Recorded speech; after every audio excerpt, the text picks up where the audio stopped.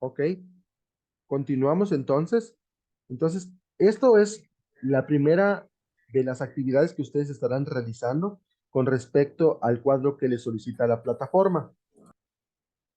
Acá le ponían una nota porque eso se los voy a compartir a ustedes para que se puedan dar una idea de qué van a realizar.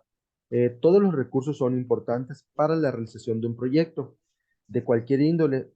No hacer alusión de que ya se cuenta con algún recurso ni dejar espacios vacíos.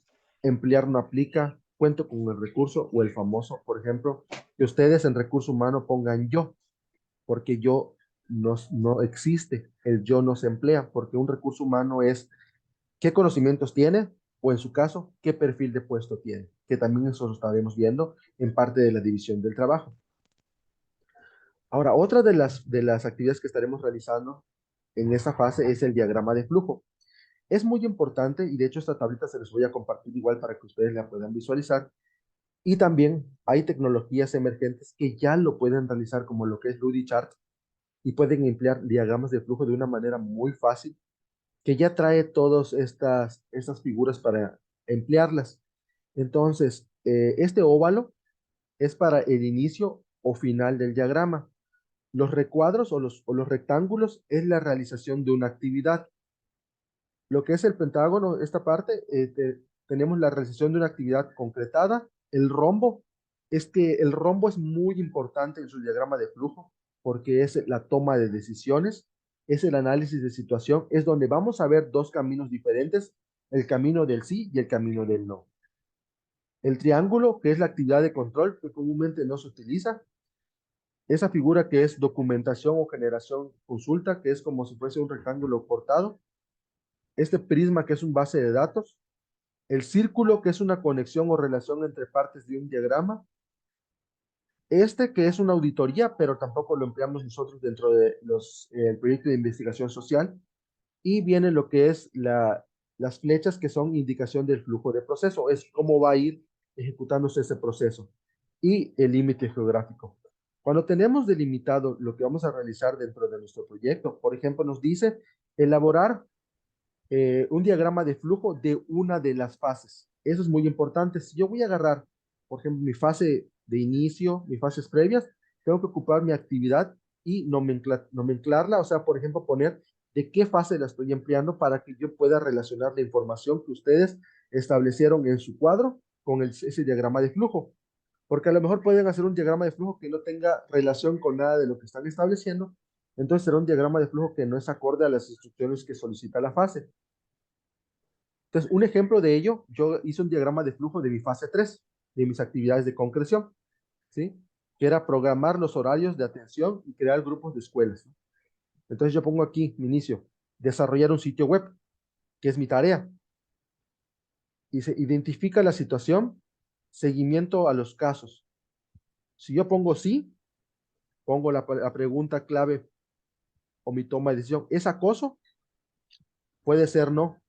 Y si con no, o sea, paso a la siguiente pregunta. Si es un sí, me voy a trabajar, me voy a hacer la parte de abajo que dice, ¿trabaja en la autoestima? Sí. Oficina de especialistas, lo traslado a mi oficina de especialistas y el fin. ¿Por qué? Porque como yo identifiqué que no era un caso de acoso, entonces lo voy a trasladar a la oficina de especialistas para que lo puedan orientar. Pero, ¿qué sucede si en mi pregunta de decisión dice, ¿es acoso? Y te digo, sí. Ah, entonces voy a buscar soluciones comunes.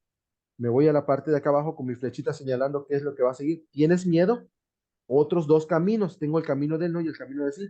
¿Qué pasa si tiene miedo? Si tiene miedo, me voy a consultar al profesor y me voy a la parte de los especialistas, porque ahí está el psicólogo y está el abogado. Si es no, termino también lo que es mi diagrama de flujo.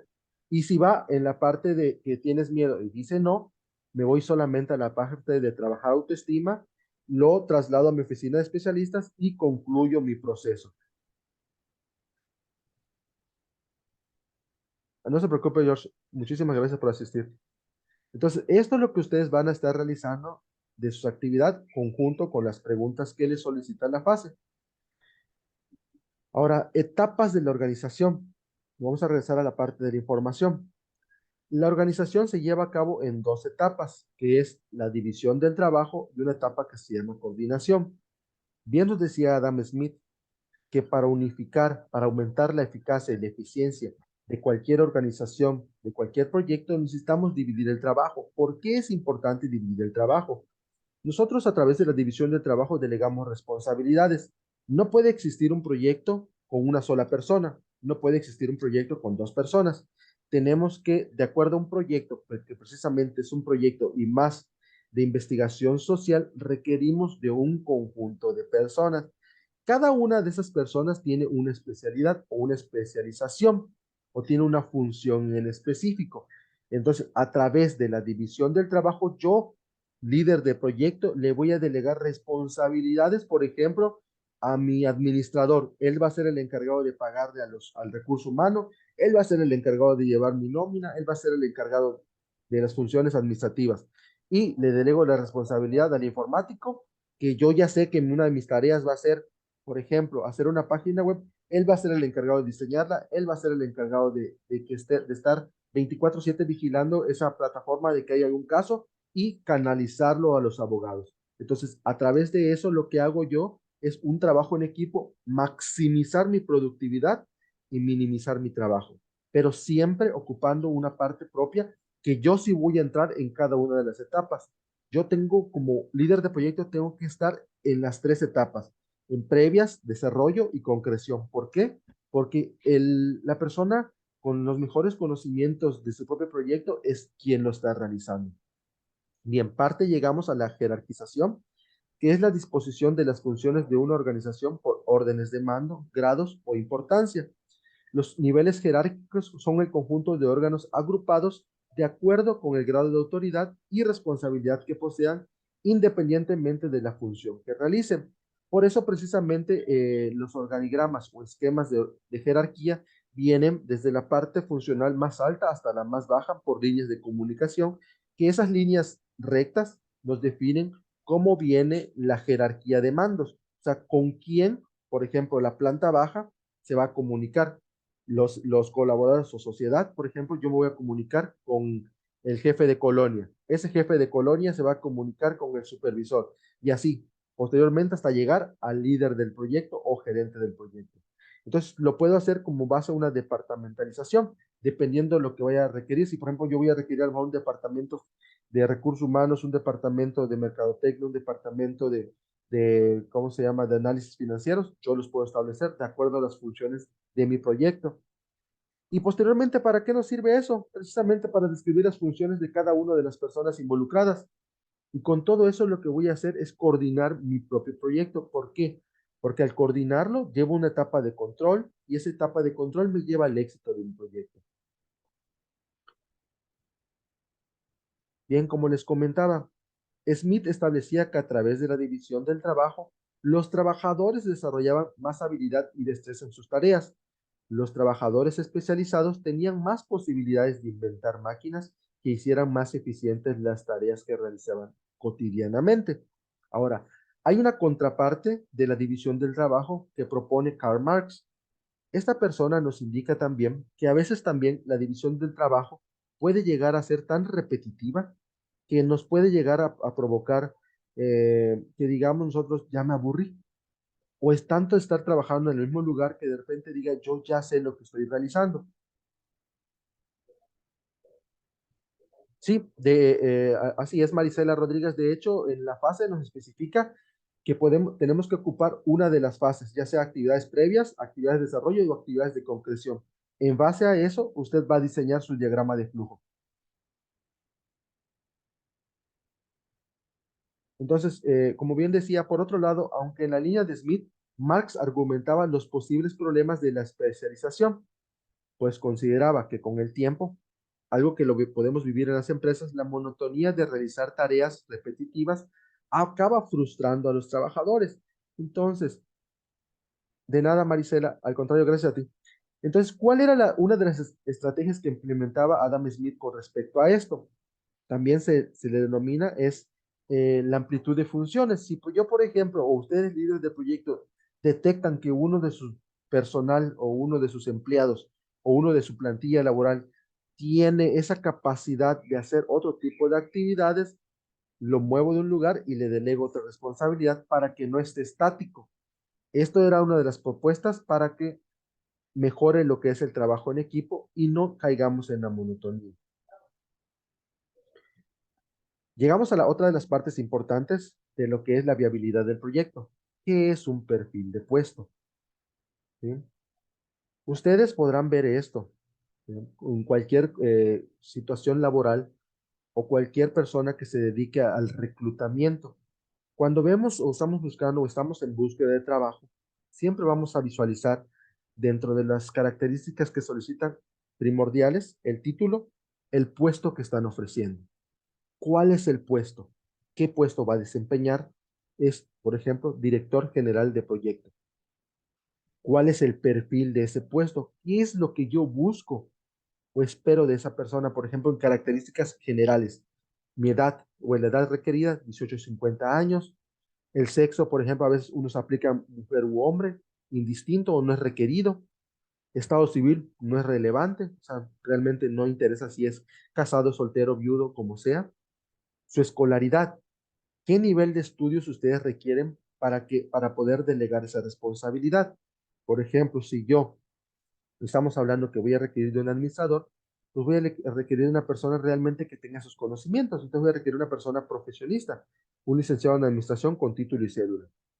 ¿Pero por qué? Porque le voy a pedir un poco más. Sus habilidades van a ser diferentes a una persona que sea BR, un bachiller, o una persona que sea secundaria. Entonces, ¿qué habilidades voy a requerir? Capacidad de trabajo, integridad moral y ética, inteligencia para resolver problemas que se presenten, las actitudes, principios y valores, que es trabajo en equipo, objetividad y liderazgo, capacidad de toma de decisiones. Esto se los piden parecido, no tiene que ser como el que yo pongo, pero ustedes pueden aplicarlo de acuerdo a sus necesidades, lo que es el perfil de puesto que ustedes van a ocupar para sus proyectos, cuáles son las actividades que va a realizar, cuáles son las funciones que va a realizar ese perfil y en qué fases va a intervenir. Esto es muy importante. Tiene que estar colocado qué fases va a intervenir, ya sean actividades previas, actividades de desarrollo o actividades de concreción o en las tres. Por ejemplo, uno que participaría en las tres, como les comentaba, es el líder de proyecto. Entonces, pongo líder de proyecto, cuáles son sus funciones, cuál es lo que yo requiero de él, qué capacidades necesita y qué fases va a intervenir, previas, desarrollo y concreción. ¿Sí? Porque si ponen, por ejemplo, en todo el proyecto, porque ha pasado en otros módulos anteriores, que se les comenta estas partes y aún así ponen otras palabras que no deben de ser, en todo el proyecto viene desde la parte del objetivo general que no viene especificado dentro de la fase. Por eso les plantea el cuadro desde el principio. Actividades previas, desarrollo y concreción. ¿En qué etapas va a participar? Ahora, el organigrama. Este organigrama igual viene dentro de la parte de división del trabajo. Vamos a ver qué es un organigrama. Un organigrama es la muestra de la estructura interna de una organización o empresa. Los empleados y sus cargos se representan con rectángulos y otras figuras. A veces incluyen fotos, información de contacto, correos electrónicos y enlaces a páginas web, iconos e ilustraciones. Las líneas rectas o con ángulo de 90 grados unen los niveles. Esto crea una representación visual clara de jerarquía y los rangos de todos los empleados. Como les comentaba, viene de más a menos. O sea que el puesto más alto es el que está, si lo podemos ver como una pirámide, porque también lo podemos ver en un organigrama como una pirámide. En la punta más alta está lo que es el dueño, el gerente general o el director del proyecto. Aquí ya viene esta línea de comunicación. Por ejemplo, si yo requiero de un subgerente y viene lo que es el gerente general o el gerente de comercio, esta línea que viene hacia un lado, que ustedes pueden visualizarlo, este puesto que está a un costado, solamente el gerente de oficina solo se puede comunicar con estas tres posiciones. Él no tiene don de mando sobre todas las partes de aquí abajo. Solo tiene una comunicación indirecta con el director, con el presidente y con el gerente general. ¿sí? Es una comunicación indirecta. O sea, estos tipos de puestos lo utilizan como asesoría, que por ejemplo, cuando queremos ocupar a la sociedad dentro de un organigrama, se ocupa en un círculo a un costado de todo lo que es la parte del organigrama. Aquí a un costadito se pone un círculo y se pone, por ejemplo, aquí colaboradores o sociedad o vecinos, ¿sí? Viene la parte de lo que es la parte base, que es la línea de comunicación más grande, porque todos estos viene la plantilla laboral, la departamentalización que les comentaba, y posteriormente viene descendiendo hasta la parte más baja, que viene la parte obrera. Y como lo hemos comentado en muchas de las ocasiones, la parte obrera es el pilar o es la base de cualquier empresa, porque es la que sostiene y es la que hace que todo funcione correctamente. Todo lo demás simplemente lo que son guías o son los líderes del proyecto. Buenas noches, Araceli. ¿Tienes alguna pregunta? Puedes abrir el micrófono. Hay una disculpa, no, lo que pasa es que apenas voy llegando. Ah, no, no se preocupe, al contrario, muchísimas gracias por asistir. Sí, una disculpa. No, no se preocupe. Gracias, muy amable. De nada. Los organigramas también se conocen con otros nombres, como diagramas de organización, diagramas organizativos o gráficos de jerarquía, o también esquema de jerarquía. Esto lo comparto para que no hubiera una confusión, porque a veces establecían un esquema de jerarquía como si fuese un diagrama de barras, o en su caso a veces como un diagrama de flujo, y son muy distintos.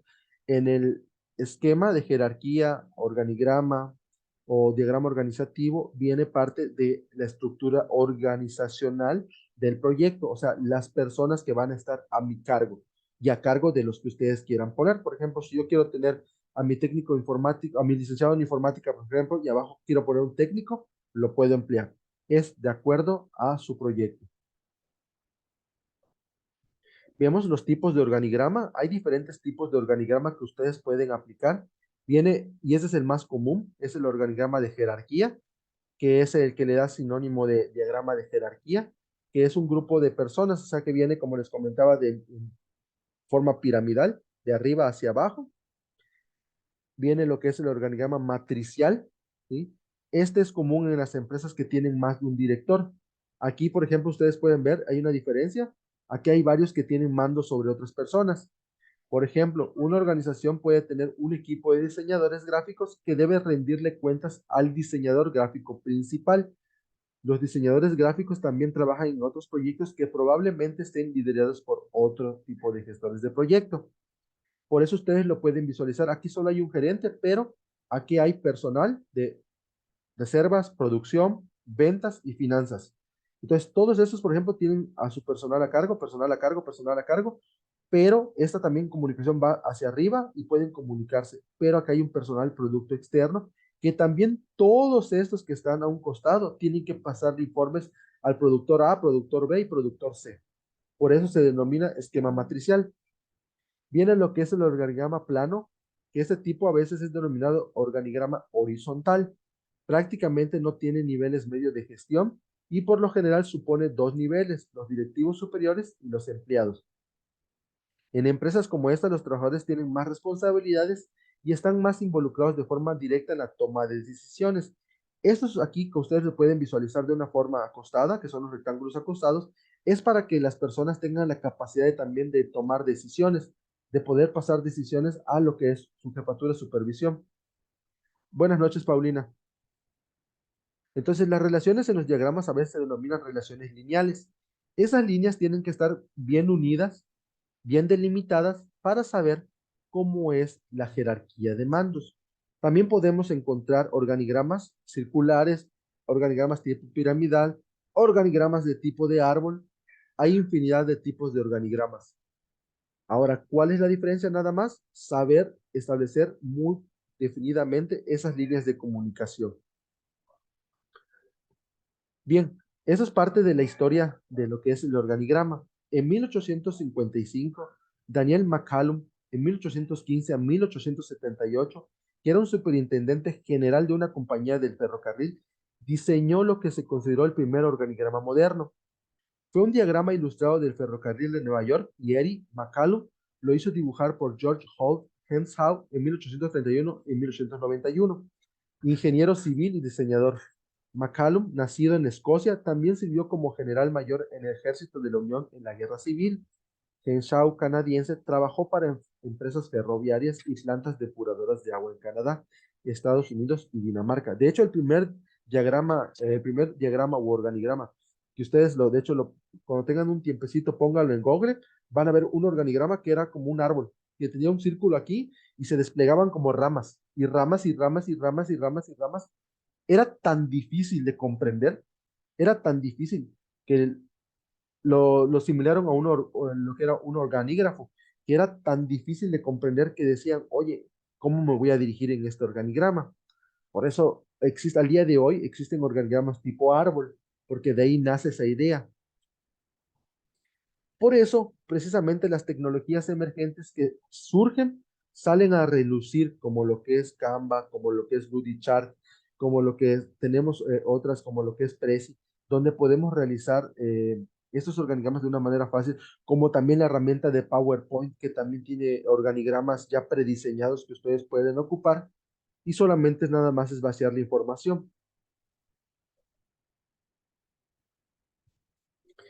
Marina, en el video solo se responderán las preguntas. Efectivamente, lo que sí les sugiero para aminorar o mejorar la creatividad de su video que ustedes vayan a presentar es que puedan ocupar una breve presentación de su propio proyecto, utilizar una, dos o tres diapositivas o utilizar unas diapositivas con las preguntas, responderlas ahí y con eso basarse para poder explicarlas nada más.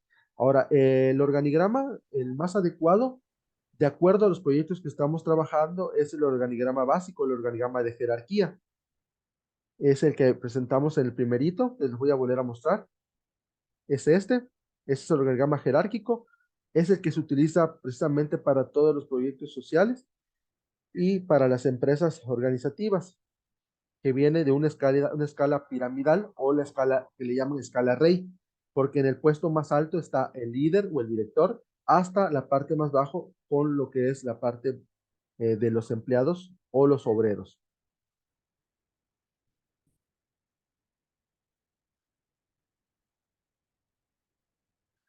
Marisela, sí, de hecho puede aplicar lo que es una presentación, incluir todos los puntos que solicitan, sí, sin ningún problema. Si ustedes aquí, de hecho, en esta actividad también pueden emplear su creatividad, pueden utilizar Canva, pueden utilizar Prezi, pueden utilizar Excel, pueden utilizar PowerPoint. La cuestión está nada más que ustedes utilicen esas herramientas tecnológicas, porque como les comentaba desde la semana 1, parte de lo que se evalúa del módulo 23 es esto que vemos en pantalla, por ejemplo, la creatividad con que presenten su información, los errores ortográficos, tipo de letra, que la información esté clara, que esté concisa, que esté acorde a lo que se está solicitando, la nomenclatura que emplea la plataforma como sube la actividad esté correcta. Todo eso es lo que se evalúa para tomar o llegar al 100, ¿sí? Entonces, parte a veces cuando de repente vemos un 98, 98.5, es porque hay pequeñas áreas de oportunidad que podemos seguir trabajando para poder establecer un proyecto de más calidad, de mejor vista. Entonces, ¿cuáles son los elementos de un organigrama? Bien, antes de ver esos elementos, aquí, esto también se los voy a compartir, es un catálogo de tecnologías emergentes donde ustedes pueden realizar los organigramas de una manera muy sencilla. En primer lugar tenemos a Canva, ¿sí? Tenemos a Creately, a Gitmind, Google Docs, Ludichart, Microsoft 365 Visio y Visme. Todas esas tecnologías tienen algo común, son muy sencillas de emplear. O sea, solamente es vaciar la información para poder realizar sus organigramas. Y adicional, tiene otras características que ustedes pueden emplear, ¿sí? Y aquí solamente lo que les puse, lo más guay, ¿no? O sea, es lo más pro que tienen. Canva, su versión gratuita que es bastante completa. Creatively que tiene más de 1000 plantillas disponibles. Gitmind que tiene planes con garantía de 30 días y soporte incluido. Google Docs que es familiaridad de la interfaz y facilidad de utilización de Google. Ludichart que es una coedición de archivos en tiempo real. Microsoft Visual soporte y desarrollo dentro del entorno de Microsoft y Visme, que actualización del trabajo en tiempo real. O sea, ustedes pueden ir modificando. Y aquí ustedes igual, o sea, el único que ustedes pueden visualizar aquí que es de orden gratuito en todo es Google Docs por Google. Sin embargo, aquí les desglosé igual los precios que pueden ocuparlos por año, por mes, por si en algún momento ustedes quisieran comprar alguna versión o les llegara a servir alguna versión para futuras actividades o preparación profesional, lo pueden realizar. Muy bien, Marisela, de hecho es una muy buena tecnología y es muy fácil de emplear. Ahora, regresando al tema, los elementos del organigrama, vemos cómo establecer la cadena de mando y qué es lo que le decía, sus líneas de comunicación, segmentar sus departamentos, es definir qué personal voy a requerir, definir y asociar tareas y responsabilidades, establecer el ámbito de control, es qué personal va a estar a cargo de quién y de quiénes, obtener una visión global que facilita la toma de decisiones y diseñar el organigrama. Yo aquí les puse el Ludichart, ustedes pueden emplear la que ustedes consideren. Eso sí es bien importante, ¿no? Porque definir un organigrama, esto nos va a dar la noción de saber cómo va a estar estructurado mi propio proyecto. Al final, vemos la parte de la importancia del diagrama de flujo, que era un retomar de lo anterior. Un diagrama de flujo o flujograma, bueno, antes de retomar esta parte, ¿tienen alguna duda con respecto a lo que van a entregar antes de que se acabe la sesión? Si no gustan participar por voz y quieren escribirlo, adelante, no hay ningún problema, lo leo y entonces los respondo. Yo hasta ahorita no tengo ninguna duda. Ok, muchísimas gracias. De todas maneras, si tienen alguna duda en el momento que están revisando sus instrucciones, con toda confianza, no tengan pena, de verdad, escríbanme, les contesto lo más pronto posible. De hecho, casi estoy siempre conectado en la plataforma. Si tienen alguna duda, con todo gusto, con toda confianza lo pueden hacer. Y aquí lo que se espera precisamente es que lleguemos a la cuarta semana con toda esa información ya corregida, ya puesta en marcha para que esa cuarta semana se les facilite. Solo ustedes lo que van a hacer es vaciar esa información dentro de un diseño web, subir esa actividad porque va a ser la única en su cuarta semana, calificarla y decirles felicidades por su egreso. Entonces, eso es parte de la función. Entonces, retomando la historia del diagrama de flujo, el diagrama de flujo se crea en 1921, que viene un diagrama de flujo o flujograma, es una representación gráfica y secuencial de un proceso o flujo de trabajo con todas las tareas y actividades principales para lograr el objetivo. Entonces, la función principal del diagrama de flujo es mostrar las actividades que realizan en el proyecto. Aquí solo se le solicita uno, en una empresa o en un proyecto que se está poniendo en marcha, se solicitan todos los diagramas de flujo de cada una de las fases que se están estableciendo para poder saber cada uno de esos caminos alternos que pueden existir.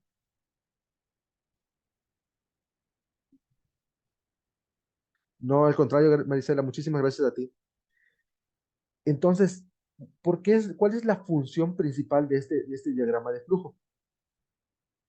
Sí, Esteban, eso sí, gracias por la pregunta, es muy importante. Un diagrama de flujo es forzoso que tenga el sí y el no. Cuando un diagrama de flujo no cuenta con esos dos caminos alternos, ya no es un diagrama de flujo, es un esquema, ¿sí? Es un esquema en el cual solamente empleo una actividad que no tiene esos caminos. Precisamente el diagrama de flujo es lo que iba a comentar. El sí y el no es para la toma de decisiones, nos sirve precisamente para detectar qué amenazas externas puede tener el proyecto en esa fase exclusivamente que estamos trabajando y cómo mitigarlas, qué estrategias emplear para no poder, para solventar esa parte. Si yo, por ejemplo, como les mostraba, en la parte de, si tiene miedo, ¿qué hago si tiene miedo? Pues lo voy a trasladar con mi especialista. Pero ¿qué pasa si no tiene miedo? Entonces mi línea de diagrama de flujo me va a decir que llegó al final, pasándolo más por el especialista para darles ese retroalimentación o esa plática de autoestima, porque a lo mejor su miedo de ella no sea en base al acoso, sino solamente es un miedo de autoestima, de que su autoestima está baja. Entonces, dependiendo de su proyecto, ustedes tienen que establecer cuál sería esa pregunta detonadora para escoger su camino alterno. Por ejemplo, ¿cuento con el material? No. ¿Qué hago? Lo solicito. A lo mejor, ¿cuento con el apoyo de la sociedad? sí, no. Si no cuento, si cuento con ellos, ¿qué va a pasar? Y si no cuento, ¿qué pasaría? Entonces, esa es la importancia. Bueno, de nuevo, ya no pude volver a jugar este pequeño test que hice para ustedes. Espero la próxima sesión poderlo aplicar. Va a ser un repaso de lo que estuvimos viendo para poder jugar un ratillo con lo que es la información. Les pido de favor si pueden poner su nombre completo en el chat para que tome el pase de lista y nos estaríamos viendo, si Dios lo permite, el día viernes a la misma hora. Y les reitero, cualquier duda que tengan, no duden en escribirme. Estoy en el chat. En su caso, cualquier situación igual, también en el correo electrónico para poder apoyarlos.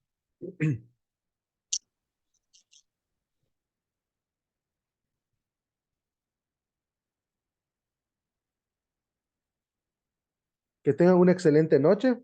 Nos estamos viendo. Cuídense mucho.